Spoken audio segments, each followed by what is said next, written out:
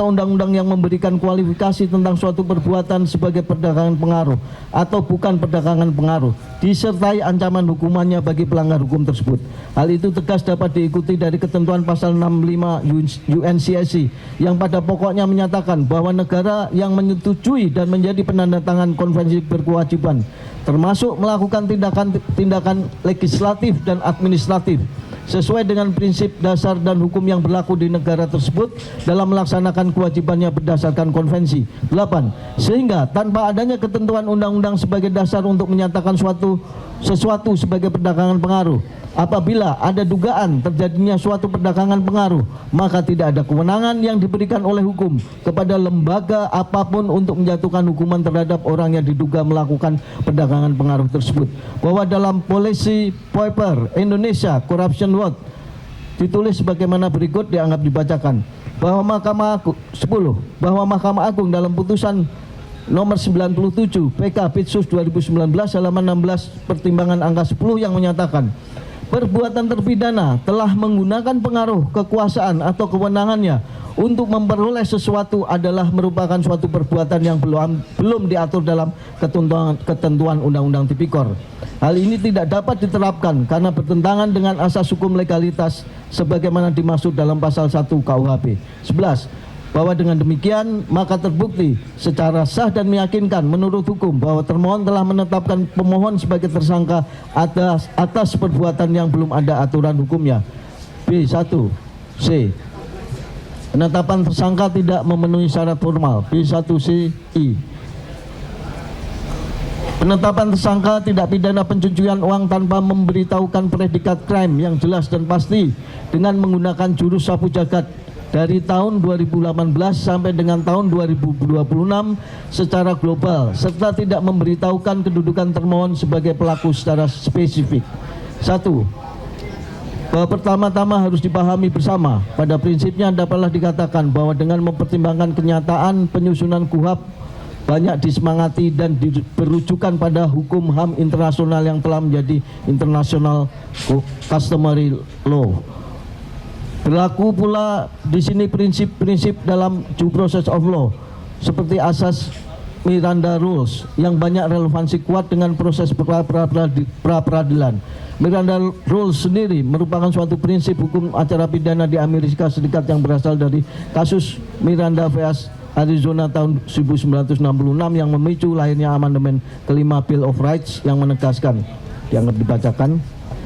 Ketiga, bahwa surat penetapan Jaksa Agung Muda Tindak Pidana Khusus nomor TAP 03F dan seterusnya tentang penetapan tersangka dalam diktum menimbang huruf B menyatakan sebagai berikut, bahwa berdasarkan laporan perkembangan penyidikan dari laporan hasil ekspos tanggal 24 Juli 2026 dalam perkara dugaan tindak pidana pencucian uang dengan tindak pidana asal, dugaan tindak pidana korupsi dan atau dalam proses penanganan hukum lainnya yang dilakukan oleh pegawai negeri atau penyelenggara negara tahun 2018 sampai dengan tahun 2026. Bahwa kemudian keempat, bahwa kemudian dalam diktum menetapkan kedua dinyatakan sebagai berikut, berdasarkan dua alat bukti sebagaimana tersebut pada diktum ke-1 dan seterusnya, bahwa menurut pasal 607 ayat 1 huruf A, B, dan C KUHP yang dimaksud sebagai tindak pidana pencucian uang atau TPPU adalah sebagai berikut. Mohon dibacakan bunyi lengkapnya. Keenam, bahwa unsur penting dalam pasal 607 ayat 1 huruf A, B, dan C KUHP adalah patut diduganya merupakan hasil tindak pidana.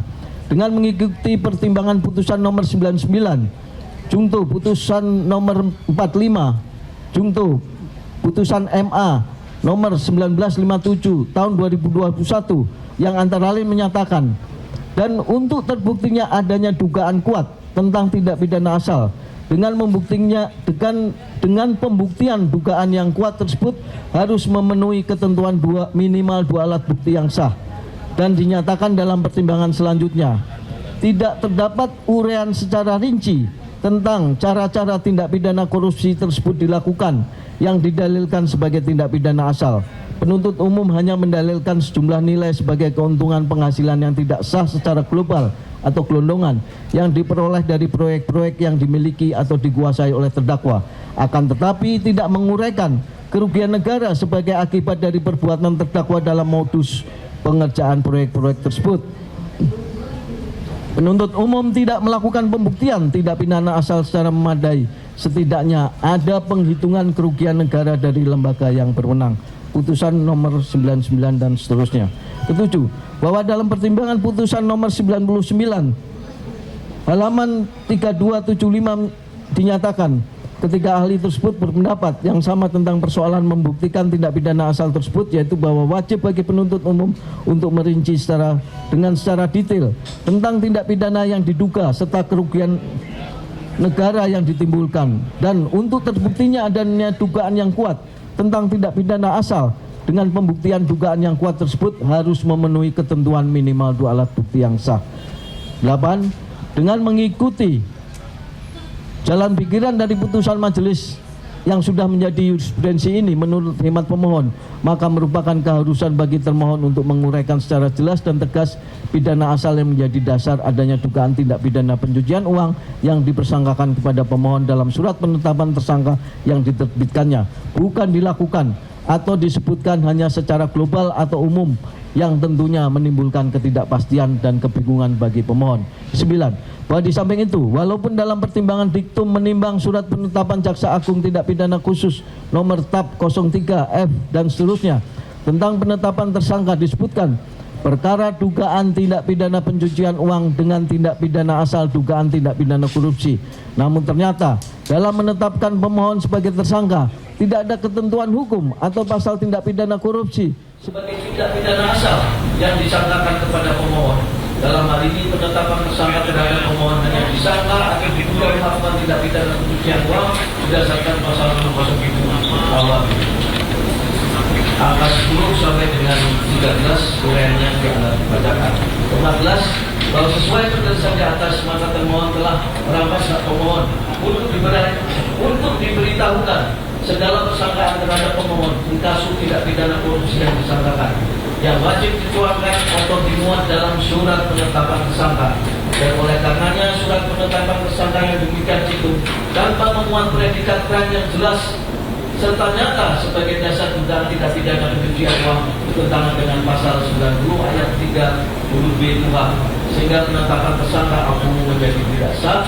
Di sisi lain, secara bersamaan pula termohon juga kehilangan atau tidak mempunyai dasar hukum untuk menjadikan pemohon sebagai tersangka melakukan tindak pidana pencucian uang. Dilanjutkan majelis. Terima kasih.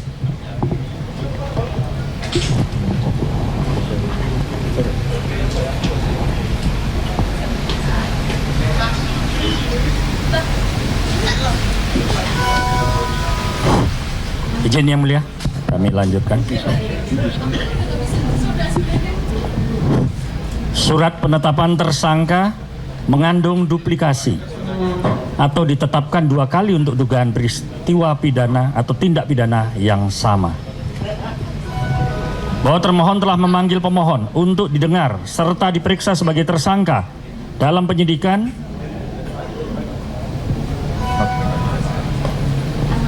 Kami ulangi, bahwa termohon telah memanggil pemohon untuk didengar serta diperiksa sebagai tersangka dalam penyidikan perkara dugaan tindak pidana korupsi dan atau tindak pidana pencucian uang dalam proses penanganan hukum oleh oknum pegawai negeri atau oknum penyelenggara negara dalam perkara PT Asabri, Persero, dan atau asuransi Jiwasraya yang terjadi di wilayah hukum Polda Metro Jaya pada kurun waktu 2020 sampai dengan 2025.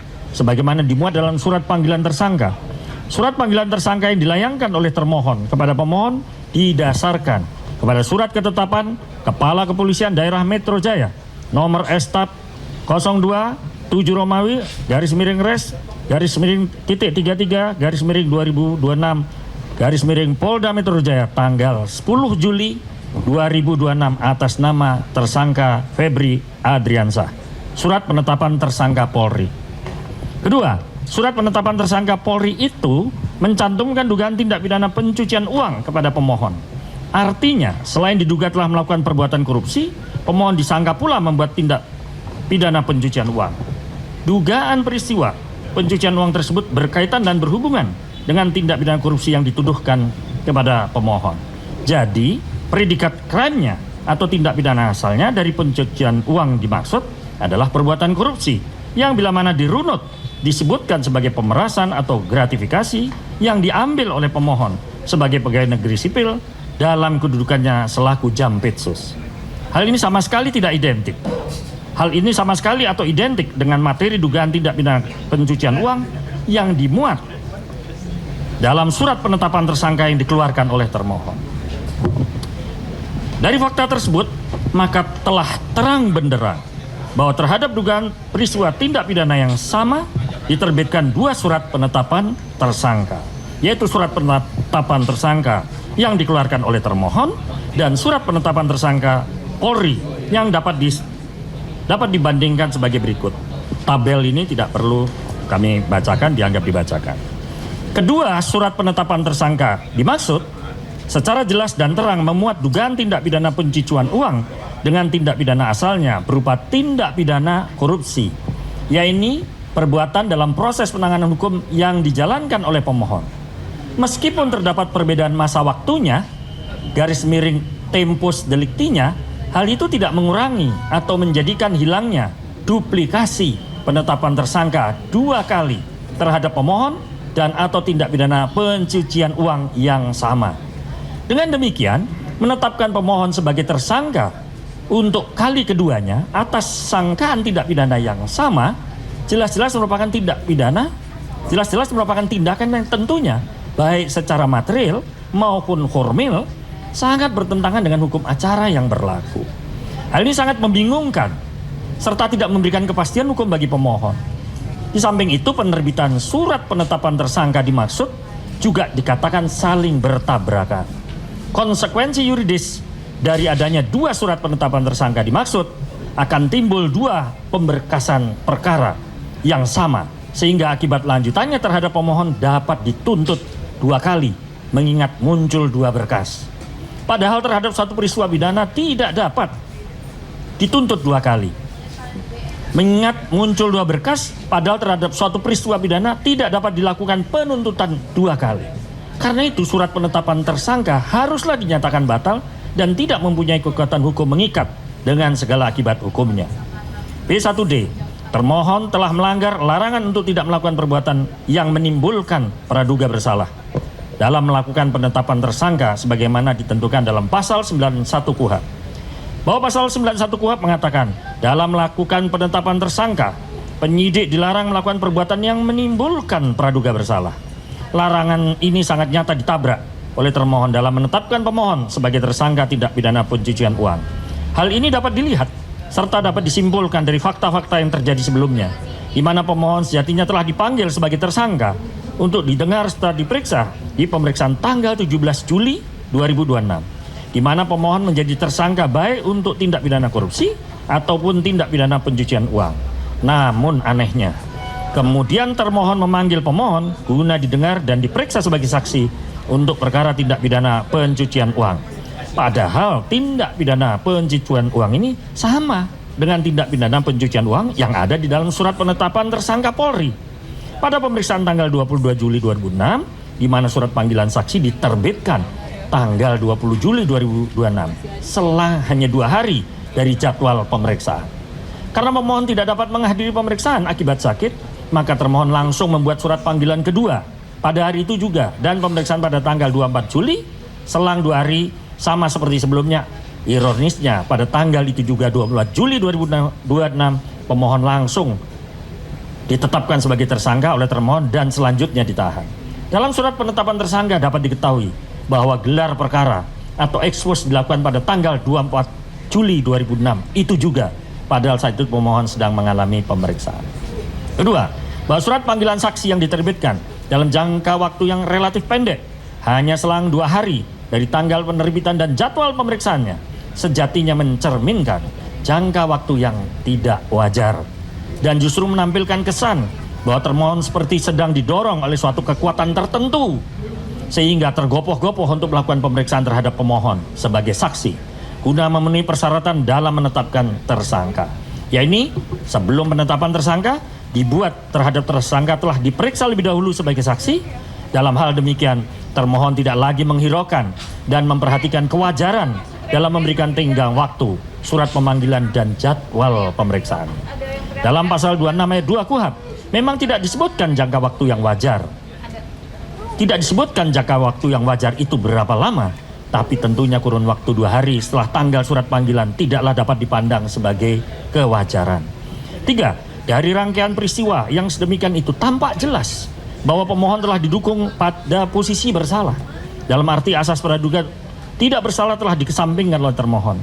Ketika termohon membuat surat penetapan tersangka, sangat terkesan penetapan itu dibuat tergesa-gesa untuk mengejar sesuatu entah apa. Bukan lagi proses penyidikan dijalani demi mencari kebenaran material yang hakiki, melainkan lebih pada upaya terburu-buru menyatakan pemohon telah bersalah. Seandainya termohon berhati-hati dalam mengambil keputusan perihal penetapan tersangka ini, asas praduga tidak bersalah dapat dijaga dan dihormati serta ditegakkan. Dikhawatirkan pemohon ditetapkan sebagai tersangka oleh termohon bukan benar-benar secara profesional, melainkan patut disinyalir lebih pada untuk memuaskan pihak tertentu yang menuntut atau mendesak agar pemohon ditersangkakan. Dengan demikian jelaslah bahwa surat penetapan tersangka telah diterbitkan dengan melanggar asas praduga tak bersalah. Dilanjutkan yang mulia oleh rekan. Baik, ku izin yang mulia melanjutkan. B1C, bahwa penetapan tersangka tidak dilakukan oleh pejabat yang berwenang menetapkan seorang menjadi tersangka. 1. Bahwa dalam surat penetapan Jaksa Agung Muda Tindak Pidana Khusus nomor TAP strip 03-FD-2-07-2006 tentang penetapan tersangka ditandatangani oleh Dr. Z. Todung Alu SAMH atas nama Jaksa Agung Muda Tindak Pidana Khusus atau penyidik. Bahwa andai kata benar kuanon Dr. Z. Todung Alu SAMH sah dan menurut hukum dapat bertindak atas nama Jaksa Agung Muda Tindak Pidana Khusus penyidik, dia tidak memiliki kewenangan menetapkan seseorang menjadi tersangka. Sebab kewenangan Jaksa Agung Muda Tindak Pidana Khusus dibatasi oleh pasal 357 Peraturan Jaksa Agung RI nomor per strip 006-A-JA-07 tahun 2017 tentang organisasi dan tata kerja Kejaksaan Republik Indonesia yang menentukan bahwa dalam melaksanakan tugas dan kewenangan sebagaimana dimaksud dalam pasal 356, Jaksa Agung Muda bidang tindak pidana khusus menjalankan fungsi A. Perumusan kebijakan di bidang tindak pidana khusus, B. Pelaksanaan penegakan hukum di bidang tindak pidana khusus, C. Koordinasi dan sinkronisasi pelaksanaan kebijakan di bidang tindak pidana khusus, D. Pelaksanaan hubungan kerja dengan instansi atau lembaga baik di dalam negeri maupun di luar negeri. E. Pemantauan, analisis, evaluasi dan pelaporan pelaksanaan kegiatan di bidang tindak pidana khusus dan pelaksanaan tugas lainnya yang diberikan oleh Jaksa Agung. 3. Bahwa dengan demikian bahwa sesungguhnya kewenangan Jaksa Agung Muda bidang tindak pidana khusus hanya bersifat administratif. Sebab pelaksanaan penyidikan sebagaimana dinyatakan oleh Peraturan Kejaksaan Republik Indonesia nomor 3 tahun 2024 tentang perubahan keempat atas Peraturan Jaksa Agung nomor per strip 006-A-JA-07 tahun 2017 tentang organisasi dan tata kerja Kejaksaan Agung Republik Indonesia dalam pasal 374.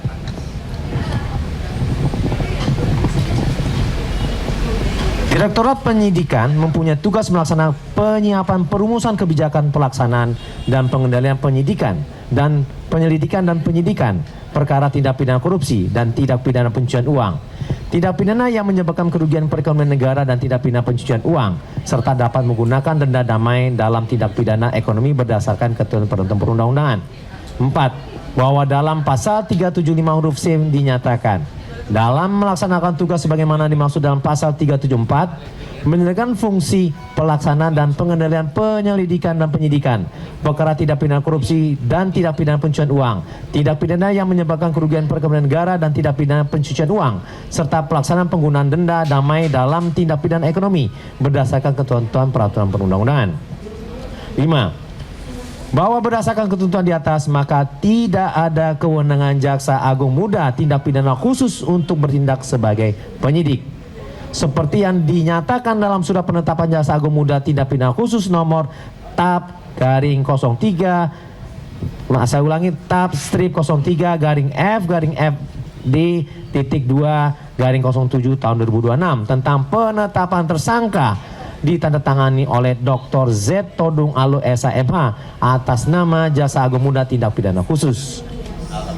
Bahwa berdasarkan pasal 168 ayat 4 Perja strip 039 garing A garing JA garing 10 garing 2010 menyatakan bahwa Direktur Penyelidikan menandatangani surat penetapan tersangka dan surat perpanjangan waktu kewajiban pelaporan hasil penyidikan pada hari terimanya konsep surat, sehingga jelas bahwa surat penetapan tersangka ditandatangani oleh Dr. Z Todung Alu SHMH atas nama Jaksa Agung Muda Tindak Pidana Khusus yang tidak mencantumkan kedudukannya sebagai Direktur Penyidikan adalah tidak sah karena tidak memiliki kewenangan untuk menandatangani surat penetapan tersangka.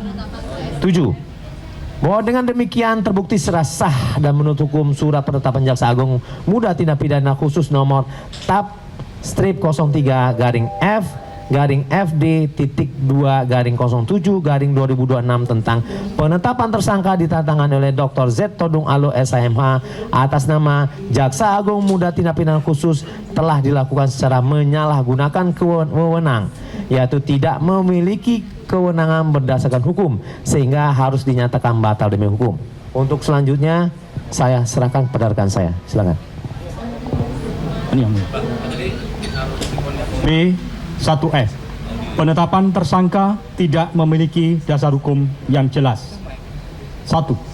Bahwa pada tanggal 24 Juli 2026 termohon telah mengeluarkan surat penetapan tersangka di mana termohon menetapkan diri pemohon sebagai tersangka yang turut serta dalam perkara dugaan tindak pidana pencucian uang dengan tindak pidana asal, dugaan tindak pidana korupsi dan atau dalam proses penanganan hukum lainnya yang dilakukan oleh pegawai negeri atau penyelenggara negara tahun 2018 sampai dengan tahun 2026 berdasarkan surat perintah penyidikan PLT Jaksa Agung Muda Tindak Pidana Khusus nomor dan seterusnya dianggap dibacakan.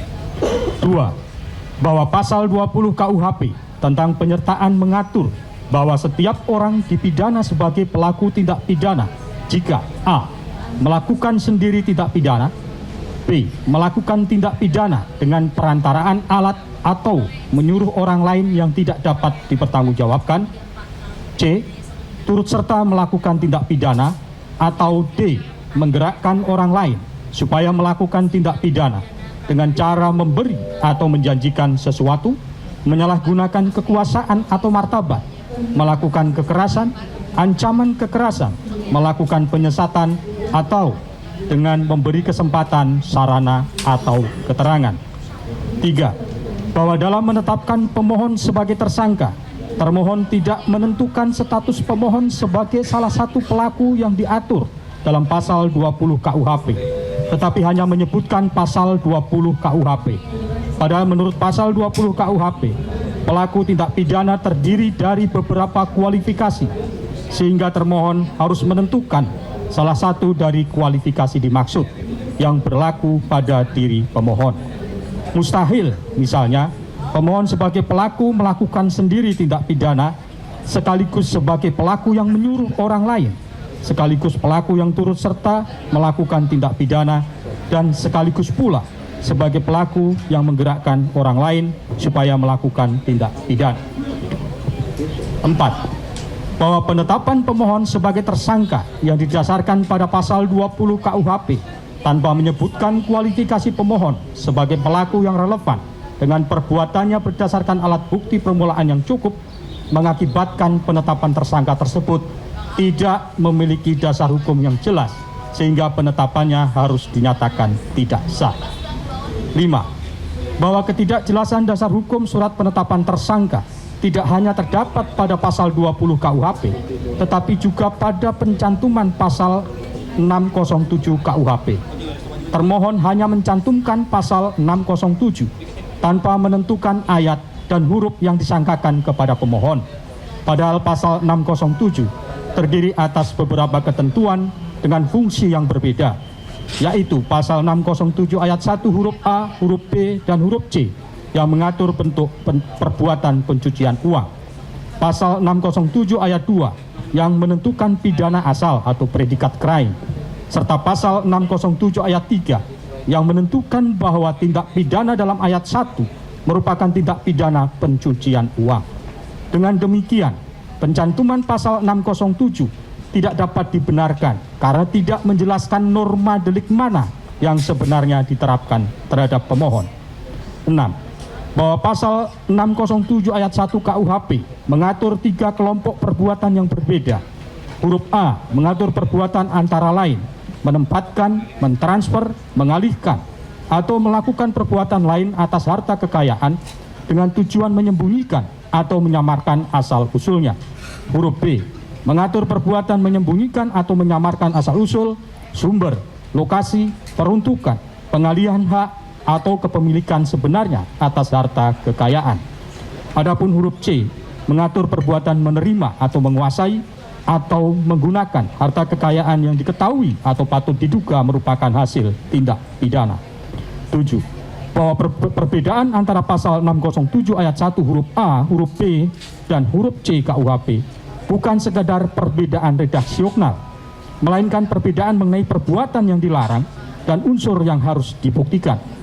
Pasal 607 ayat 1 huruf A mengatur perbuatan terhadap harta kekayaan, antara lain menempatkan, mentransfer, mengalihkan, membelanjakan, membayarkan, menghibahkan, menitipkan, membawa ke luar negeri, mengubah bentuk, atau menukarkan harta kekayaan dengan tujuan menyembunyikan atau menyamarkan asal-usul harta kekayaan. Dalam terminologi pencucian uang, rangkaian perbuatan tersebut dapat mencakup tahap penempatan atau placement. 8. Bahwa pasal 607 ayat 1 huruf B mengatur perbuatan menyembunyikan atau menyamarkan asal-usul, sumber, lokasi, peruntukan, pengalihan hak, atau kepemilikan yang sebenarnya atas harta kekayaan. Bentuk perbuatan tersebut berkaitan dengan tahap layering karena dilakukan dengan menciptakan rangkaian transaksi, perubahan kepemilikan, penggunaan pihak atau badan hukum lain maupun mekanisme lain untuk memutus atau mengaburkan hubungan antara harta kekayaan dan tindak pidana asalnya. 9. Adapun pasal 607 ayat 1 huruf C mengatur perbuatan menerima atau menguasai penempatan, pentransferan, pembayaran, hibah, sumbangan, penitipan, atau penukaran, maupun menggunakan harta kekayaan yang diketahui atau patut diduga merupakan hasil tindak pidana. Dalam terminologi pencucian uang, bentuk penerimaan, penguasaan, atau penggunaan harta kekayaan tersebut dapat berkaitan dengan tahap pengintegrasian atau integration, yaitu ketika harta kekayaan yang telah disamarkan dimasukkan kembali ke dalam kegiatan ekonomi atau penguasaan yang tampak sah. 10. Bahwa ancaman pidananya pun dibedakan. Pasal 607 ayat 1 huruf A diancam pidana penjara paling lama 15 tahun dan pidana denda paling banyak kategori ke-7. Huruf B diancam pidana penjara paling lama 15 tahun dan pidana denda paling banyak kategori ke-6. Sedangkan huruf C diancam pidana penjara paling lama 5 tahun dan dipidana denda paling banyak kategori 6. Oleh karena itu, termohon tidak cukup hanya mencantumkan pasal 607, tetapi wajib menentukan ayat dan huruf yang diterapkan serta menghubungkan perbuatan konkret pemohon dengan unsur-unsur delik yang bersangkutan. 11. Bahwa dalam terminologi yang lazim dipergunakan dalam praktik pemberantasan pencucian uang, perbuatan dalam pasal 607 ayat 1 huruf A dan huruf B KUHP dikualifikasikan sebagai tindak pidana pencucian uang aktif. Sedangkan perbuatan dalam pasal 607 ayat 1 huruf C dikualifikasikan sebagai tindak pidana pencucian uang pasif. Maka dari itu, termohon wajib menentukan apakah pemohon disangkakan melakukan tindak pidana pencucian uang aktif ataukah pasif. 12. Bahwa termohon wajib memisahkan dan merinci masing-masing perbuatan dengan menentukan harta kekayaan yang menjadi objek, perbuatan yang dilakukan, waktu dan tempat perbuatan, bentuk pengetahuan atau kepatutan menduga, serta alat bukti yang mendukung setiap pasal yang disangkakan. tindakan termohon tidak dapat dibenarkan karena memberlakukan satu uraian umum yang tidak terpilah sebagai satu perbuatan yang sekaligus memenuhi pasal 607 ayat 1 huruf A, huruf B, dan huruf C. 13. Bahwa ketidakjelasan tersebut semakin nyata karena pasal 622 ayat 16 KUHP secara tegas mengatur keberlakuan ketentuan lama dan ketentuan baru, yaitu pasal 3 Undang-Undang Nomor 8 Tahun 2010 pengacuannya diganti dengan pasal 607 ayat 1 huruf A. Pasal 4 pengacuannya diganti dengan pasal 607 ayat 1 huruf B, dan pasal 5 ayat 1 pengacuannya diganti dengan pasal 607 ayat 1 huruf C. Ke-14. Oleh karena itu semakin jelas kesalahan yang dilakukan oleh termohon dalam pencantuman pasal 3, pasal 4, dan pasal 5 Undang-Undang Nomor 8 Tahun 2010 secara bersamaan dengan pasal 607 KUHP karena tidak menentukan ayat, huruf, dan hubungan antar pasalnya, tidak menjelaskan apakah ketentuan tersebut diterapkan secara alternatif, kumulatif, atau berdasarkan pembagian waktu perbuatan sebelum dan sesudah berlakunya KUHP baru. 15. Bahwa tidak adanya dasar hukum yang jelas dalam penetapan tersangka termohon sebagaimana diuraikan di atas jelas merupakan pelanggaran terhadap pasal 90 ayat 3 huruf B yang mensyaratkan surat penetapan tersangka memuat uraian singkat perkara. Ke-16. Bahwa mengingat surat penetapan tersangka tidak memiliki dasar hukum yang jelas, sudah sepatutnya surat penetapan tersangka dinyatakan tidak sah.